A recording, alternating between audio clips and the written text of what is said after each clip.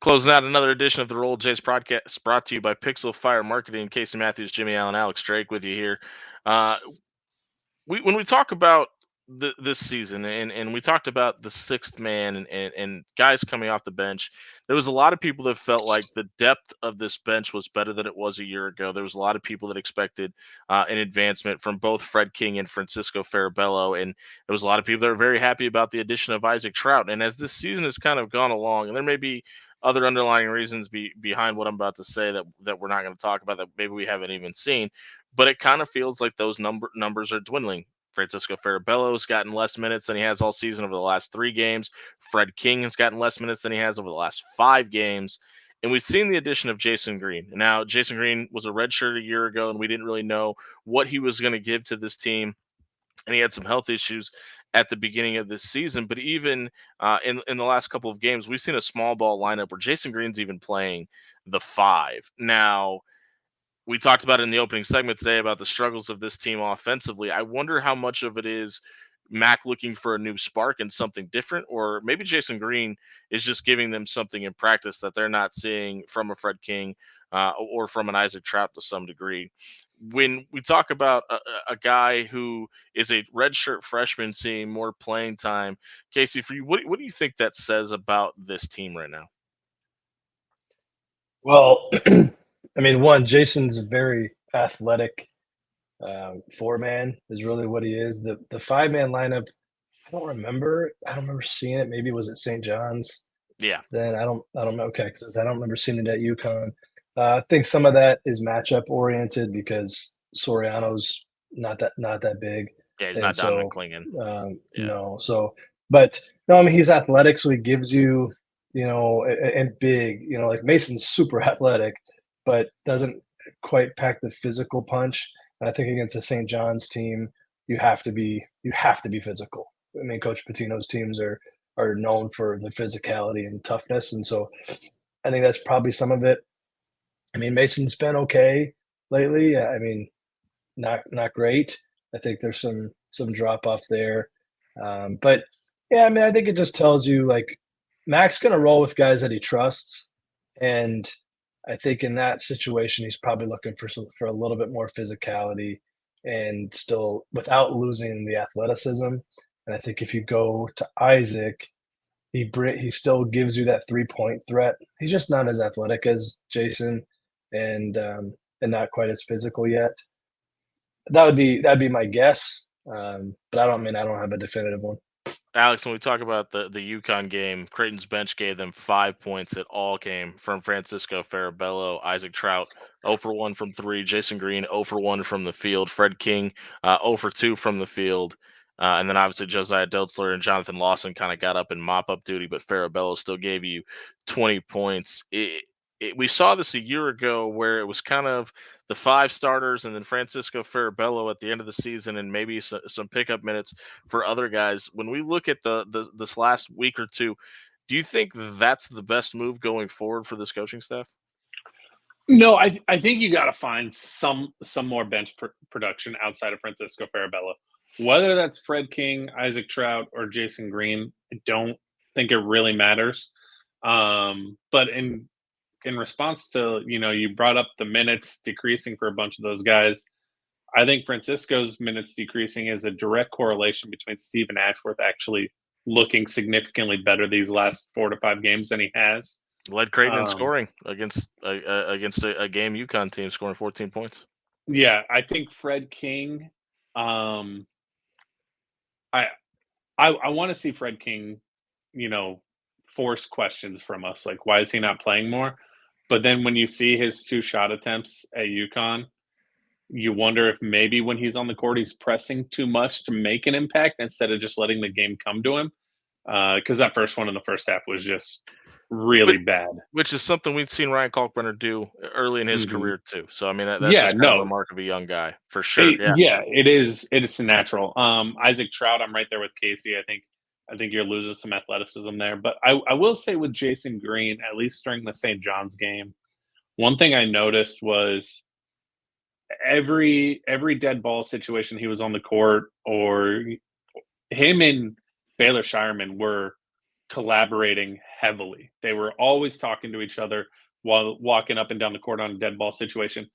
I'm not sure that Jason Green not only hasn't earned a little bit more trust from the staff, he might have earned it from some of those big three guys. And I think that goes a long way. If you have a guy that doesn't have a lot of experience, but those guys trust him, I think he's going to feel better when he gets in and have a better shot to make an impact.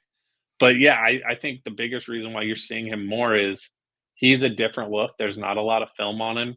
He's, a more all around athlete than the other two guys that play that four. And he might be able to do something a little bit different. He loses some shooting from both of them, but he's a little bit stronger than Mason, and he's definitely more athletic than Isaac. He's just the blend of the other two minus the shooting from a athletic and physicality standpoint. And I wouldn't be surprised down the stretch, if we're going to have Ryan Kalkbrenner roaming the 3-point line for an entire possession, I wouldn't be surprised if you don't start to see Isaac Trout play a little bit more five, to pull out that big guy and at least give us some looks at back cuts with Isaac Trout pulling that guy out farther. Because even though Ryan shot the three ball a little bit better this year, he's not a true threat. Like, they're not guarding him. Yeah. So I'm not saying that's going to happen. I'm just telling you, I wouldn't be surprised. I don't think it's a terrible idea to try that. Yeah. And good, Case. I was just going to say on that note, like, I think you're right on the money. Isaac is a 5, and I love the kid to death. He wants to play the 4. Didn't come here to play the 5. I completely understand. Sometimes I think you have to, as you get older, you've got to grow up and look in the mirror and figure out, okay, this is what I am, and this is how I can really be productive. To me, it's the 5. He can shoot. He's big. He's physical. And he's a matchup problem. You have to guard him out there. And he's a decent passer. Yeah, but with Fred, it's like Fred can't shoot threes, so you lose some of that.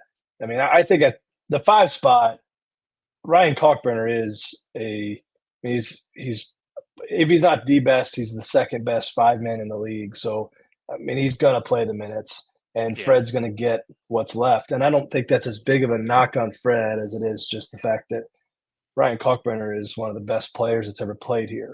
And so I also think Fred's decreasing minutes is Ryan has really stepped up in the last couple of weeks. Yeah, he played 35 against UConn. Yeah, he's been much more effective on defense for sure. Yeah, and to your point about trust, Alex, and listen to what we're talking about here. We're talking about Baylor Sherman. We're talking about Trey Alexander. We're talking about Ryan Kalkbrenner struggling, and it's not like these guys are immune to hearing about that. Baylor told us when he interviewed him, hey, I've been a little bit prone to searching for myself on social media when I shouldn't after struggles too. They're only human. So listen, if they're hearing some of the flack and about this team and Final Four aspirations, and maybe they're not as good as we thought they were.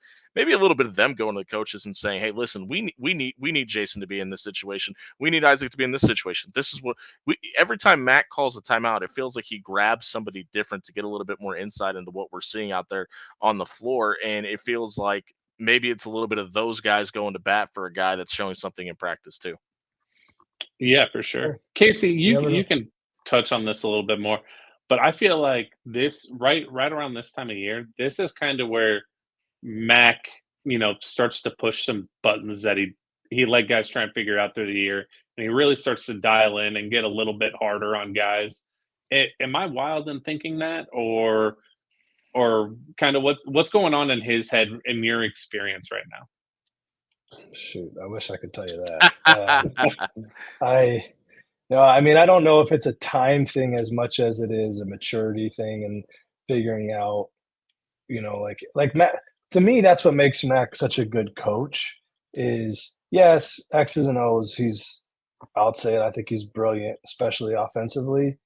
But I think what really makes him special is he's able to like you said, push buttons, but he's got a good pulse for what the team needs when they need it. So I don't know if it's like this time of year per se, but I don't think you can go to UConn. And I know the score. Like my dad called and said, "Oh, they played UConn kind of tough." Like that, you didn't watch the game. You saw the score. Yeah. You A know, lot of it's that was like the last 3 minutes of that game. yes, yes. So it's like I don't think you can go to UConn and get just totally outmatched like that and not spend a lot of time figuring out or trying to figure out what you have to do. You know, Seton Hall is going to be really tough. It's a tough Yeah. place to win a game. We've been in some absolute dogfights there, and I think Shaheen's got them playing really hard and with a lot of passion and a lot of effort. And so we're gonna have to be ready to go in that regard. But you know, Mac will figure something out. I just sometimes at the end of the day, guys, you're not good enough. You're Yeah, just and not. we're And talking about them playing the number 1 team in the country and the defending national right, champions at home and as well. it's In and the this midst goes of a like, struggle. Like, it's not like they were all dialed in walking in there either. and I don't know if I can't remember if we've talked about this in the past or not. But it's like, you know, expectations. Yes, they've the players have expectations and the staff, but a lot of those expectations come from outside sources, and then you start evaluating players based on your as a fan, your Right. expectation of this team being a Final Four team.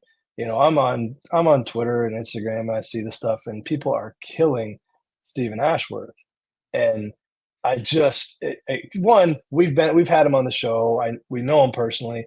He's Right. a phenomenal human being, and when you talk about Creighton, what makes Creighton special? It's we've always traditionally had good kids that represent the community, represent the university in the right way. Find me a human being that represents Creighton in a better way than Steven, and I'll stand corrected.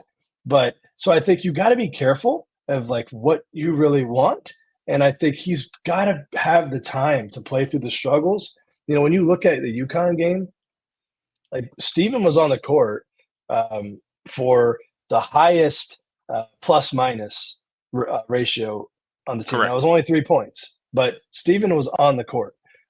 And this is no But he knock led on he led the team Farabello. he led the team in scoring too. Yeah, yeah, no, great, absolutely. And when Farabello was on the floor, it was just swap those two. We were -10.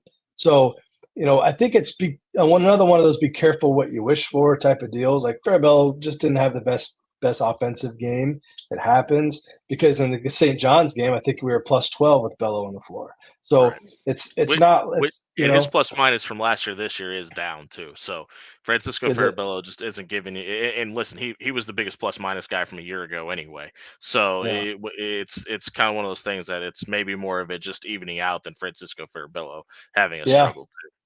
And I'll say it's this just too about go ahead, Casey. Sorry. no, I was just say you just got to have certain guys step up in certain moments. And like Bellows' steal against St. John's was such a huge moment It that was arguably the moment of the it's game. Yeah. yeah, like you can't forget that guys are it's college basketball. Guys are going to be up. Guys are going to be down. It's Mac's job is just to figure out, like you said, Alex, like what buttons to push and when to push them. But I do feel like at the end of the day, you've got Ryan Kalkbrenner, Baylor Shireman, and Trey Alexander. And the reality of our situation is when we're playing good teams, all three of those players have to play well or we Yeah. aren't going to win. And that's a really hard position to be in for a head coach, for a team. When all three guys have to be on to win against a good team, that's tough. Yeah, and I mean, this is kind of where I'm coming from, at least in terms of moving Trey back to the secondary ball handler. And you can rotate Baylor and Steven there. I don't really care. But you and I went through these stats. On the year, Steven's like 7 minutes less than he was last year. His Yeah. usage percentage is about 5% less. And people are expecting the exact same stat line, and that's just not realistic, right? But watching the UConn game the other night, every shot he took was right there.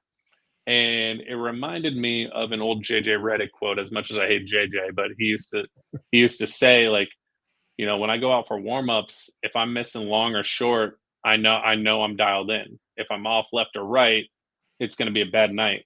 And I really think you're 1 to 2 steps away from Steven really getting going and relieving some pressure on those guys, which I think is huge.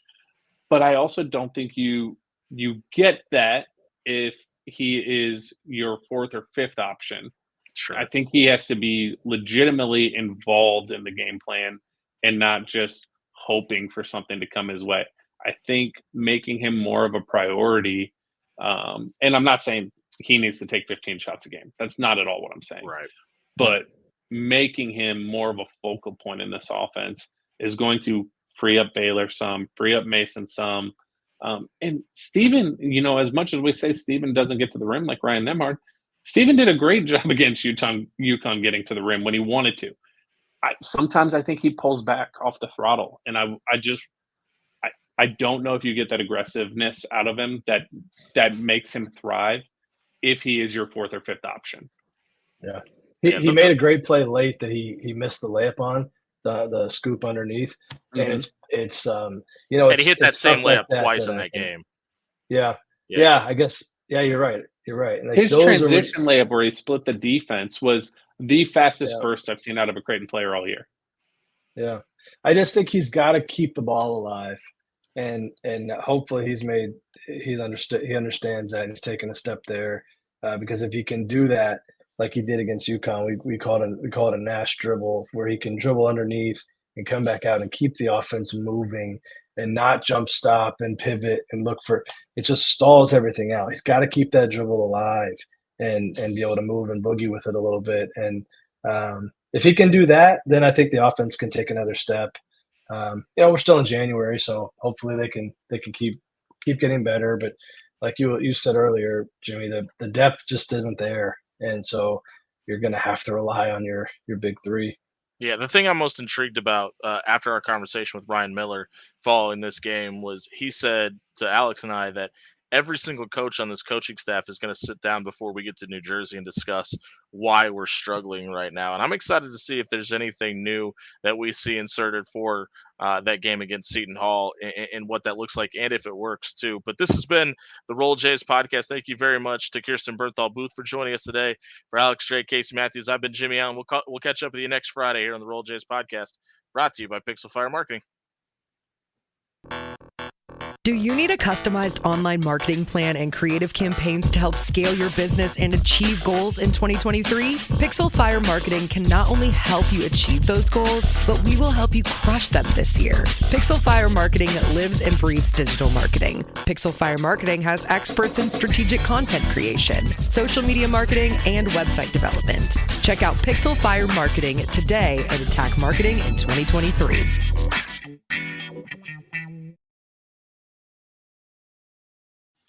Welcome back to the Roll Jays podcast, brought to you by Pixel Fire Marketing. Jimmy Allen, Casey Matthews, Alex Drake, now joined by Creighton volleyball coach Kristi Bernthal Booth, who joins us. Coach, thank you very much for your time on a very snowy Friday afternoon here in Omaha. Couldn't be at a better place. We talked a little bit on Wednesday night on the Creighton Athletics Hour. We talked about recruiting, and one thing I didn't bring up was the elements that is Omaha, Nebraska. When you're out recruiting kids to come play at Creighton, how often does this cold weather get brought up? Probably not for you guys because you guys play indoor, but does it get brought up at all? We recruit so much regionally, so you can't lie about the weather. Now we have a Texan on our team that visited on one of the coldest days of the year, and she still came. So I think they can handle it for a day. She's a freshman this year, and I was talking to her yesterday, and I was like, "Are you ready for this?" And she's like, "I don't think I'm ready for this." So neither were we. It's okay. Yeah, it doesn't hurt us too much, but I do think if you were an outdoor sport, it would be a factor for sure. Yeah, I can definitely see that. Coach, you went viral in the last couple of weeks with a Twitter thread around the transfer portal. And first off, I want to say that was awesome. That was all stuff that needed to be said. And I think it's shined a light not only in volleyball, but in other sports. But can you talk about, kind of the feedback that you've gotten from that from other coaches and players, or any negative backlash even? Yeah. So I think, some think it was a negative toward the portal. I think the portal has a lot of good things. It was a negative toward tampering. And I think tampering is basically trying to steal players from other schools is one of the big things that's happening, because the portal is so accessible to these student athletes. And now you've got name, image, and likeness money going on. So what we're seeing and hearing is that volleyball is really getting, a reputation for being one of the worst sports of doing this. And I learned that at the AVCA convention, our coaches convention. And, I percolated on it for a while, and I just thought, we need to talk about this. And some of it, I don't think people understand the rules. And, I met with my team yesterday. We had a team meeting, and I explained to them, if I say to you, hey, I was standing next to Ava Martin. If I say, Ava Martin, you're friends with that middle at Kansas because you guys played high school together and she's unhappy, you want to reach out and see if she wants to come to Creighton? That's illegal, but I don't know if a lot of student athletes know that.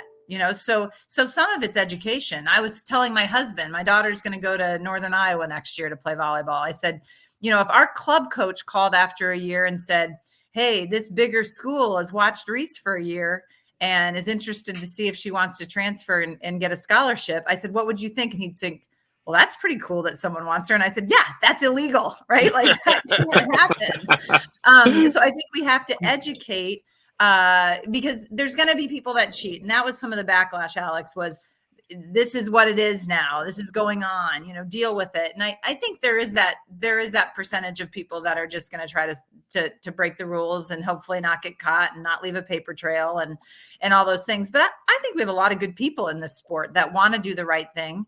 And if we educate other people, if we educate our student athletes, if we educate the parents, if we educate the club directors, maybe they'll step up when someone's clearly doing something that's a violation and say, hey, this isn't the way we work. Or maybe a parent says, I don't want to send my kid to that school because if they're cheating at this, maybe they're not going to have the ethics that I want my daughter to have. All right, throw them under the bus. Follow-up question. No, I'm just you don't have to answer. Follow-up question, Coach. Did your husband have to sleep on the couch after he did not recognize that was cheating? Right. My husband knows very little about volleyball after watching it for many, many years, and maybe that makes him my children's favorite parent because of that. Coach, on that note of the transfer portal, and with my role in hoops for so long, I was able to see you a little bit closer, and always had a ton of respect for the way that you run your program. And one of the reasons is because it's pretty obvious your relationship with your players and how much they mean to you as people, not just players. In the scope of the transfer portal, how important do you think that is, having that relationship? And not just because of the transfer portal, because you've done this forever. That's part of your DNA. But why is that? And why are more coaches not like that? And why do they not understand how important it is, do you think? Yeah, I think relationships have always been important to me as a human, right? And so that is kind of what we hang our hat on, right? So hopefully our players aren't entering the portal because they're unhappy. The best way to not be hit by the portal is give your players a good experience. Now that doesn't mean that we haven't had players enter the portal.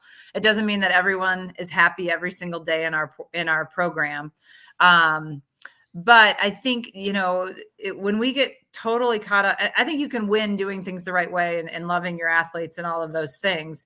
But when that supersedes how you treat people, how you do things, we've lost sight of things. So, I don't think it's anything special that we do. I think an easy thing that I can latch into is how would I want my daughters to be treated?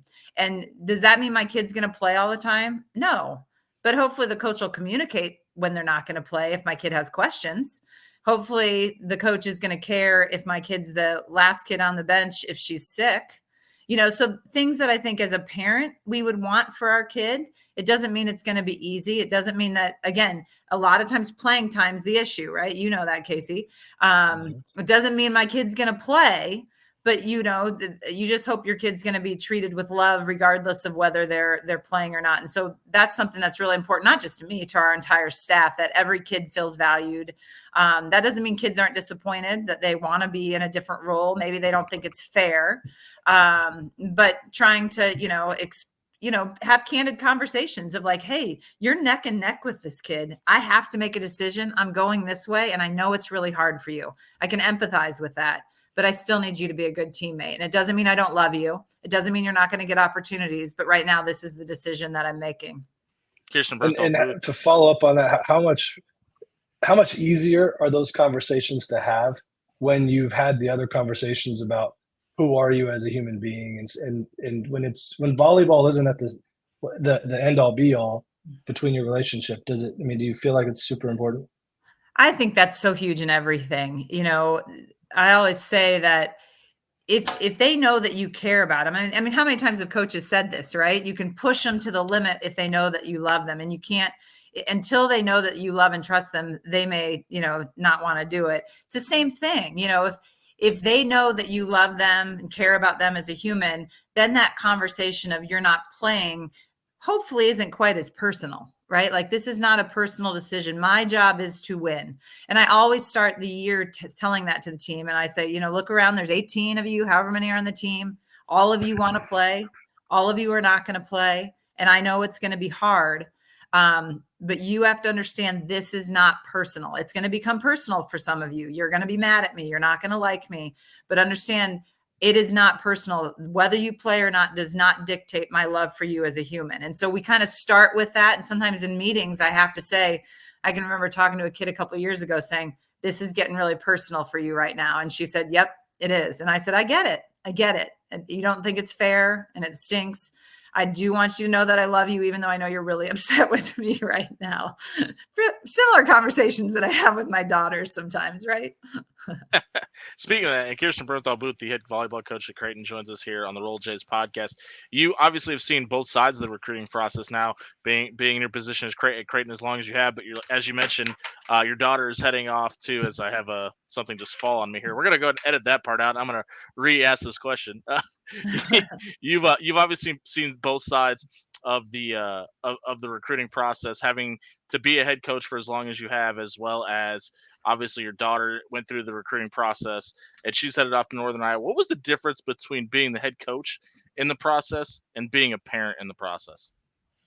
Well, the bummer with our recruiting rules that I hope are going to get changed on timing, I didn't get to go on any of her visits. They were during our preseason. So my husband got to go on the visits. I did have, I did have some say on if once, she wasn't like a top 50 recruit, but she was kind of in that next group that was still getting, a lot of calls on June 15th. And so some schools I'd be like, yeah, I don't think that's the right fit, things that I know that I could help her with. And then she wanted to stay within the region. So that narrowed us quite a bit.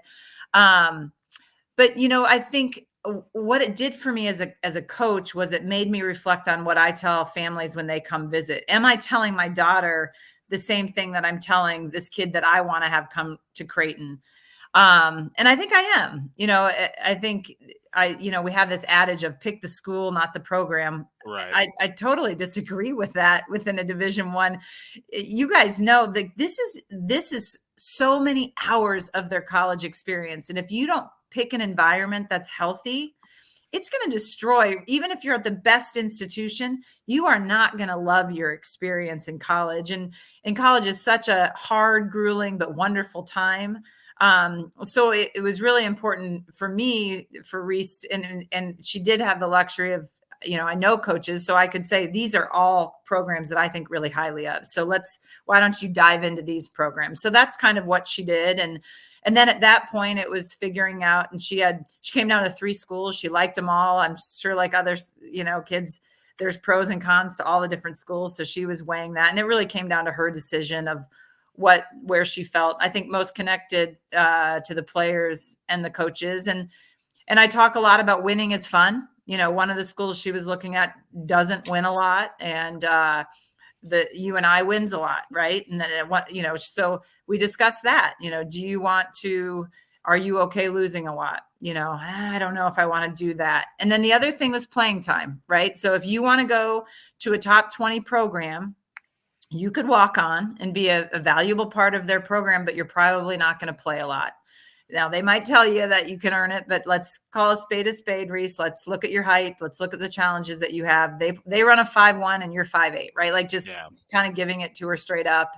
And it was, she's not guaranteed playing time at Northern Iowa, but they are recruiting her with the intent to hopefully play, right? So those were things that we discussed. And we need role players. We need players that are willing. So, I mean, if she would have said, I want to win a national championship or be part of that, I would have said, that's great. But you just need to decide what you want out of your experience and go in eyes wide open where you're going to have the best opportunity for that. Coach, you have built one of the most consistent programs in the sport over your tenure at Creighton. How hard is it to maintain that? I mean, I look at it in my daily life with my job and how hard it is to continue those basic activities that help you get to the top there. How hard is that over 20 plus years? Yeah, it's hard and exciting. And I think if you get complacent, it will change very, very quickly. I think I always say I don't do very many things well, but I hire well. And I have awesome people around me that are driven. Our recruiting coordinator, Brian's been with us for 2 years, lives this stuff. I want to hire people. I always say you don't have to work all the time, but I want you always thinking about Creighton volleyball. If you're wanting to turn it off at 5 p.m., this is probably not the program. Now, I want you to go watch your kids' performances at school. I want you to leave, but I always want you thinking how we can get better. And you need that in a recruiting coordinator because that's the lifeblood of a program is recruiting. And then every year, I was talking to a young coach and they were like, well, how do you do captains or how do you do this? And I was like, it almost changes every year, a lot of these things, because I think that keeps things fresh. Like some years we have a theme and some years we do spring practice like this. Some years we do it like this because you have things that are core to what you do that that work. But I think if you stagnate and start doing the same thing all the time, that's when maybe you're not going to continue to improve. And we have had consistency, but we want to go further. I think I want to be a Final Four, national championship type team. So when you have that dangling, you haven't done that kind of drives you a little bit. And the better the year. So like last year's Sweet 16, like now, I mean, I'm fired up even more because now I'm like, God, we were one set from making the Elite Eight again. Like those sort of things kind of drive us. And in a nail biter too. Yeah, you brought it up. You obviously had the success you had this year. What was different about this year's team that makes them kind of unique to some of the teams of the years past? Well, we didn't get an injury in the NCAA tournament like we have the last That's couple of years, so that was a plus. Knock on wood for next year. Yeah, no kidding. This year, God, we were talented, I thought, in every position. Just really awesome young women.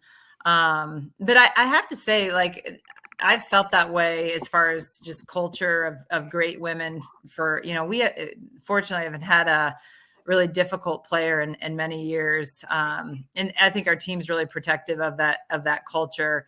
But this team, I thought we had good parity. So different people could step up on a given night. We had two really good outsides in the game right now. If you have good outsides, that can carry you a long way.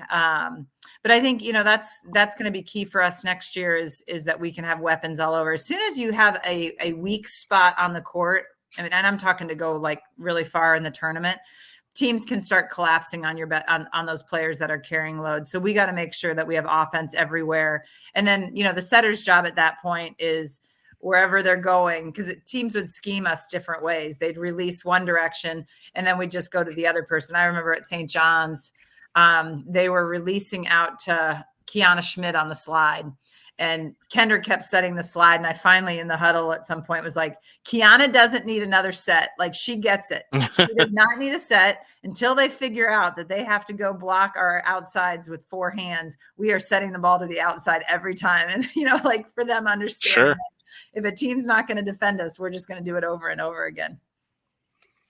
Coach, one of the things watching you, my girls are young. My girls are 6 and 4, and they're just they really like volleyball, so they like to watch the games. And one of the things that really stands out to me is the joy that you coach with. I think you're really intense, but like you can always tell that you're really happy to be in that moment. And I don't think the same can be said for many coaches in any profession. And so obviously I'm heaping praise on you because you deserve it. But how do you do that? Because I mean, as a former coach, like you know, you don't always sit there during the games and take the time to really enjoy those moments. It's more stressful. So how do you do it? Well, Rass always said you play sports, you don't work sports. So that always has been something that sticks with me, that it should be fun, right? You're going to play better. I'm going to be a better employee if I enjoy it, right? So that mantra sticks with me of like, it should be fun. We always say in our gym, like, something funny happens, we should laugh about it, right? But sometimes I'm putting something out that I'm not feeling inside. I mean, I think that's been a growth that I've had over the years, that I have to be consistent. If my personality, and there's a lot of great coaches that are feisty and angry most of the game, and that's fine, but their team is used to that. But if I'm up and down personality, whoever you are as a coach, your team has to know what to expect from you. So very rarely do I lose it on them. When I do, it's really impactful and they know I'm really upset. Like I don't do that very much intentionally, because I feel like they need to know when this happens, this is how coach is going to react, you know? So sometimes I might feel a lot of anxiety inside, and I've worked on that a lot to make sure that my outward appearance is still happy.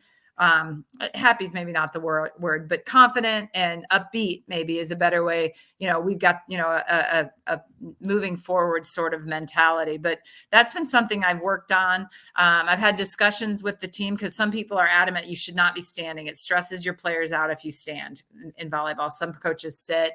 And I haven't talked to this team, but teams a couple of years ago, I was like, do you guys want me to stand? Do you want me to sit? And they were good with me standing. One thing that I've learned is no matter if they are stinking or awesome on the court, when they come out, I give them 5, because I don't want them to think it's personal. You know, those are things that I've learned over the years of like, if I don't put my hand out because they've been playing like crap, they remember it, right? And now all of a sudden coach is mad at me, and that's not the emotion I want them to play with. I'm not mad at them. We just got to do better. Kristi Bernthal Booth, the head volleyball coach at Creighton, joins us here on the Roll Jays podcast. Coach, you've been around the sport a long time. You've been at Creighton a long time. What is the most difficult part of your job, and what's the most fun part of your job? Yeah. The most difficult, I would say, is letting kids down when I have to give them tough information. Like, it's hard telling a kid that they're not going to get the role that they want. And that makes it's painful for me.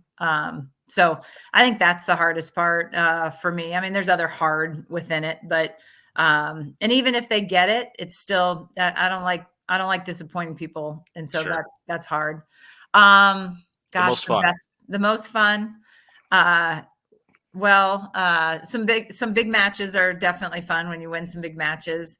I love the community of people at Creighton, and then like I will say some moments that are fun are, you know, if we're on the shuttle back from a road trip and it's like 2 a.m. and they're exhausted and they're singing. I mean, one year it was September and they're singing Christmas carols, or, you know, I love the memories that they're making, because I know that's what they're going to remember about their experience. So I'll always turn to myself and be like, this is what I love, you know, like these are moments. So I like that stuff too. Coach, I kind of got a 2-part question for you here. Obviously, about a decade now, we made the move to the Big East. What was that transition like? Because from a volleyball perspective, it looks like it was almost seamless if you go back and look at the records. But also following up with that, as in every sport, it evolves, right? The sport evolves, how it evolves. How do you do a good job of staying on the front end of those evolutions, not getting behind? Yeah, it's interesting. The Big East, for all of us, I would say the Big East has been, I mean, just an outstanding move for our institution, for our athletics. For volleyball, it was interesting. It was lateral at best when we made the move in 2013. The Missouri Valley actually was a really good volleyball conference at that point. And so, and they were very committed to volleyball. Now the Missouri Valley has lost several of their key teams. Missouri State was a powerhouse at the time, Wichita State. So the Valley is not as strong now as it was when we left. I would say the benefit was I got a coaching change without having to move. I always say that I was getting bored of those long road trips, between Missouri State and Wichita State, 5 hours in the middle of the night. That's a grind, and to do it, so many years. So I liked that I didn't have to change schools and start over, but it was effectively kind of a coaching change, and the Big East cities are awesome. So those things are great. There's challenges in the Big East. Big East is very basketball centric. Some of the schools commit to volleyball, some do not. And trying to, get ADs to understand that we are the most played sport in the country for little girls, team sport, to see the trajectory that this is going from an attendance standpoint, if you commit to it, to see what we're doing from a television standpoint, and to have the forethought to say, like, hey, I can invest less money in this than a lot of sports and build a powerhouse program. And that's what Ras said. I can invest in volleyball. And I know we're in a hotbed of talent here, but volleyball coaches, you don't have to pay them as much as some coaches. You don't have to, invest as much money, and you can build a top 20 program. And so getting people to understand that. And I think some of our ADs are getting there, but that's some of the challenge. And I think, these coaches sometimes think, well, Creighton's always been a power. And how many times I've been in meetings saying, like, hey, you gotta grind to get butts in the seats. Like, you got to take it on. And they'll be like, well, I just don't have the staff, and you don't get it. And I'm like, I do get it.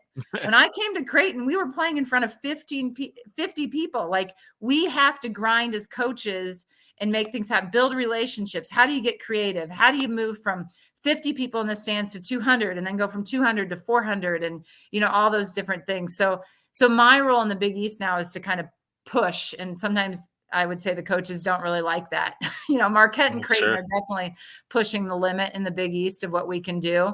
But we feel strongly we've got 2 or 3 other programs that could get into that, top 25 range, are in a hotbed of talent with the right commitment. And that would be transformational for our league. Coach, let me ask you this. Look back to the beginning of your career.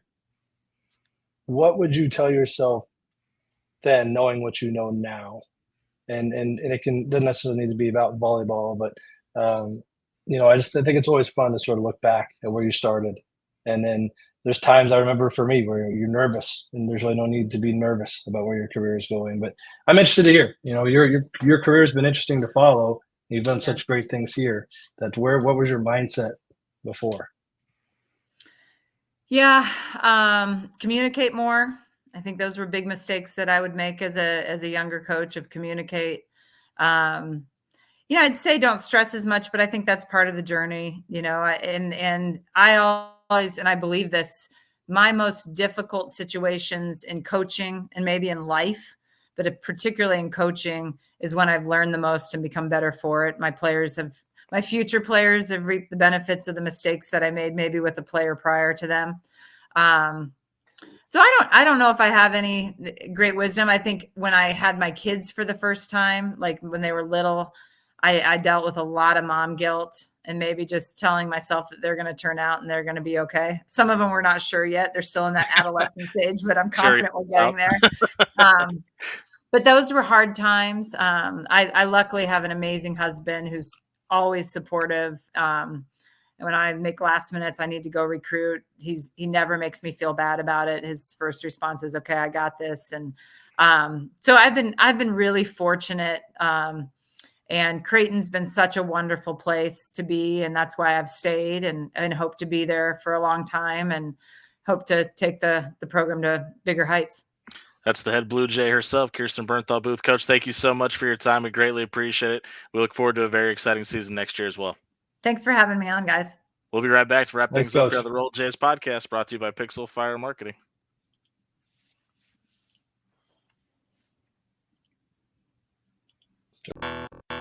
Do you need a customized online marketing plan and creative campaigns to help scale your business and achieve goals in 2023? Pixel Fire Marketing can not only help you achieve those goals, but we will help you crush them this year.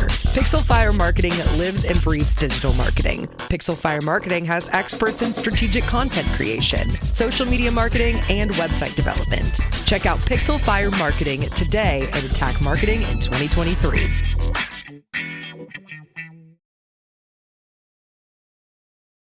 Welcome into another edition of the Roll Jays podcast, brought to you by Pixel Fire Marketing. Jimmy Allen, Casey Matthews, Alex Drake with you here this week. We got a great show lined up with you. We're going to talk a lot of men's hoops. We're also going to talk to Kristi Bernthal Booth, the head volleyball coach at Creighton, get her thoughts on how her season wrapped up and a whole lot more. Boys, it's been an eventful couple of days since we spoke. Obviously, Creighton took on St. John in Omaha and got a victory over the Red Storm. And then after that, obviously, the loss to UConn. I want to unpack both those games. But let's start with that game in Omaha where Creighton really got out to a couple leads, let the St. Johnnies kind of fight back into it, and then were able to, I guess we could say, close it out at the end. I think there's a little bit of debate to be had there. But, Alex, I want to start with you. We've seen this team jump out to big leads and let competition kind of fight its way back into it. When we talk about experience and guys coming back this season that know how to win basketball games, is that the biggest surprise for you this season, that some competition that on paper Creighton should be better than is kind of finding their way back into these games?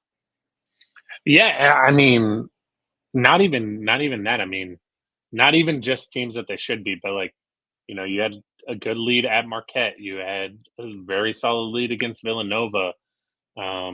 Iowa has not turned out to be as strong as people expected, and it's not just the good teams or the bad teams. It's everyone. Anybody with any sort of a pulse, they've kind of struggled to put away at times, and for me, that is, I don't know if you want to call it lack of urgency, lack of attention to detail. I don't know what it is. But I'll argue too, there were times up until this point, and Casey can talk about it a little bit too, last year, where they were very similar. And late January is kind of where they turned it on and got really hot, and you kind of hope that happens again. But there are a lot of question marks right now about what they're doing, what they're showing on the court, and I have question marks about what's going on in the locker room too. I'm very surprised at their inability to put people away when they have the opportunity to. Casey, this team is 46 of 112 from the field in his last two games. And we talked before the season about having shooters and having the ability to shoot above 40% from multiple different positions. That just hasn't come to fruition to this point. We talked about Ryan Miller and the changes on the offense. We've talked about the experience and this still being Mac's system. We've talked about the loss of Alan Huss. It's probably impossible to look at one thing and say, here's the problem, this is what needs to be fixed. But what do you attribute the woes of shooting from the field for the Jays right now? Yeah, I think you kind of hit the nail on the head. There's a lot. I think at the end of the day, shooters have to make shots. I've always said that great shooters typically shoot great shots, and obviously, there's exceptions to those rules. There's the Steph Currys of the world that if they're on the court, they can make them no matter the angle and who's on them and whatnot. But I think for the most part, you got to take good shots if you're going to be a high percentage shooter. And I think for the most part, they get pretty good looks. But what I've been interested in watching is some of their when you're talking strictly threes, especially like a Steven Ashworth, who we all expected to come in and at least shoot close to his percentage, is the type of shots he's taken. More off the dribble threes, more shots where there's got a man in his face with a hand up. Those things are difficult for him because of his size, and because of just the type of player he is. Like inside out catch and shoot threes, he's money. He's gonna. I mean, the best shooters in the world shoot 45, 43%. So you're not going to hit everything, but I think they've got to do better. I've been, I don't know what the word would be, intrigued at watching Trey I thought that he would shoot it better, and he's really seemed to struggle, especially from deep this year. And I think you just have to look at the type of shots they're getting, and one of the aspects of that is this team isn't playing off of closeouts quite as much because you just don't have that downhill threat, somebody to get in the lane and make plays for other people. And I think that's a real problem. And it's something where an adjustment is probably coming.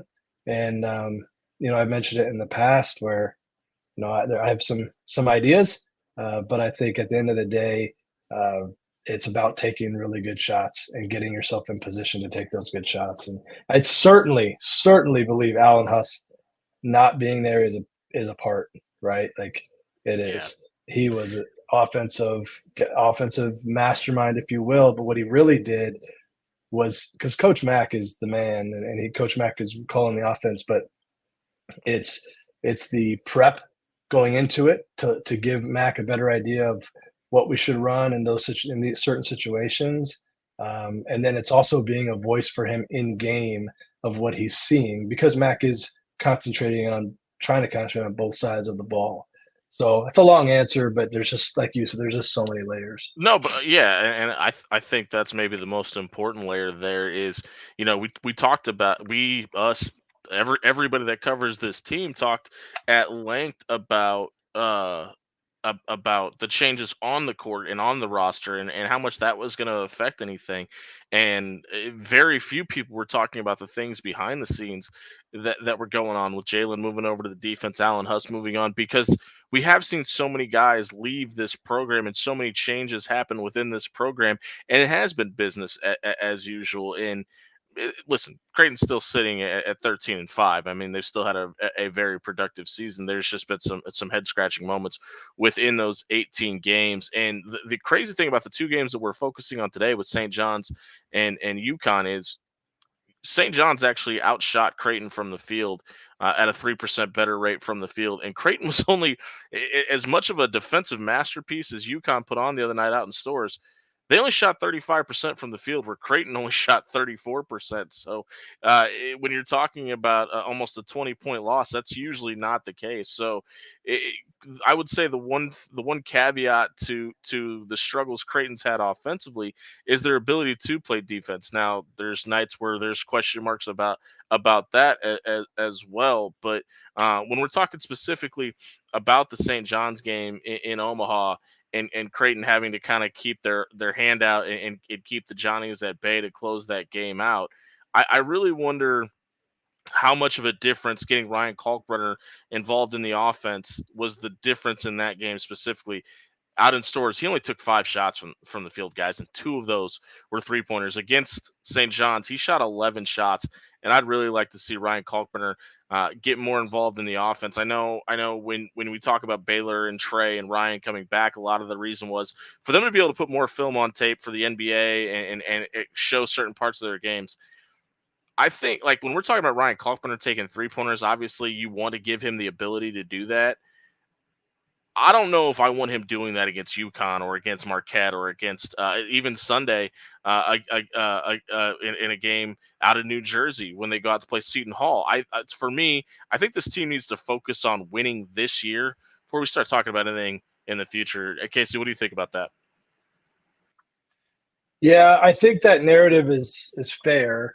Knowing those guys, like I really don't think that's on their mind as much as you might think, only because the goal is to win the Big East, and the goal is to then advance as far as you can in the NCAA tournament and with Final Four aspirations. I think maybe, I don't know. It's not what I'm seeing. I'm not seeing a lot of selfishness, and I think that's usually more indicative of a player who is just worried about themselves and worrying about the next level. I will say this: if they lose some games here, and it looks like the Big East isn't attainable in terms of winning it, you start to wonder. You'll start to worry. See if you see some of those things creeping in. Yeah, and I didn't mean guys being selfish. I more meant that, like, hey, we've added this to the game plan for these reasons, and now we're living in this world where that's the focus, as opposed to I got you. Ryan's like, hey, I'm going to get my 3-pointers whether it's in the game plan or not. Yeah. I definitely don't think that's the case. Yeah. I could see how it could be looked at. I could see how people could be looking at it that way without me asking that question too, and I definitely don't think that's the case. Yeah. No, it's interesting, right? Like you always want something until you actually get it. What's the saying? Like, be careful what you wish for. Like, I think when you look at it now, there's a lot of layers, right? Like, I mean, Ryan Nembhard's not having a great season in Gonzaga, and they're not playing very well. We really need a downhill, get to the basket guard, so it's like, you look at it right there and it's like, man, it was both sides could really benefit from a time machine. But I also think, like, if you're looking at how do I add tape for the NBA and show stuff, a lot of times I think at this point you kind of are what you are, and it's about becoming great at what you are really, really skilled at, and then continue to work, on the things that you have deficiencies in. Like, I just don't think Trey is a get to the basket finisher. That's just not what his game is. He told us that when we interviewed him. Yeah. Yeah, like, he's an elite player at certain aspects. And so sticking to those, and I think he's been kind of forced to play outside of the framework that he traditionally has. And so that certainly hurt him. I'm amazed, like you're saying about Kalkbrenner and the touches in that UConn game. It's I don't get all that, but again, Coach Max won almost 600 games, and so it's like that's the other part of me. It's like, yeah, you guys got to trust that he knows it better than I do, but there's some definite things that I think that could be done that could help the offense. But I also want to circle back to what you said. Like, they're 13-5, and they've got some work to do, but it's not like they're losing every night and a joke. Like, they're still a really good team. It's the Big East is tough. Big East is really tough. I'll also add this, Casey. Like, I don't think that this team is going to struggle from three like they have been the last 4 games all season. Yeah, like, I agree. They're getting great looks that they want. And shooting is contagious. You just need a couple of those guys to break the ice, and we could we could look back at this come the end of February and be like, oh, see, we were a little too worried. Now, idiots. do I think they're going to get that hot that it happens? No, but I think you're going to revert to the mean, and you're going to be back around that 35, 36, 37% that you kind of hope for. And that's where they are on the season right now. This team's shooting 35.4% from the 3-point line. Mm-hmm. So I also think too, this is my personal opinion, and I text Casey about this the other night after UConn specifically. I'm at the point where, and I said it on Blue Jay Overtime to you too, Jimmy, I'm at the point where I kind of want to move Trey off the ball. I think he is the guy that can take advantage of closeouts, but it's really hard to take advantage of closeouts if you're also initiating the offense. Like, you rarely get that great reversal if you're not able to start it by getting downhill. And he can't start it by getting downhill, so he's not going to capitalize on a great reversal to create the tough closeout for him to get downhill at all there. We got to get to Kristi Bernthal Booth. She's the head volleyball coach at Creighton. We're going to talk about their amazing run to the Sweet 16. I want to get into the bench and everything that's been kind of transitioning as the season goes along with those guys outside of the starting 5. After we talk to the head volleyball coach at Creighton, Kristi Bernthal Booth, coming up next here on the Roll Jays podcast, brought to you by Pixel Fire Marketing.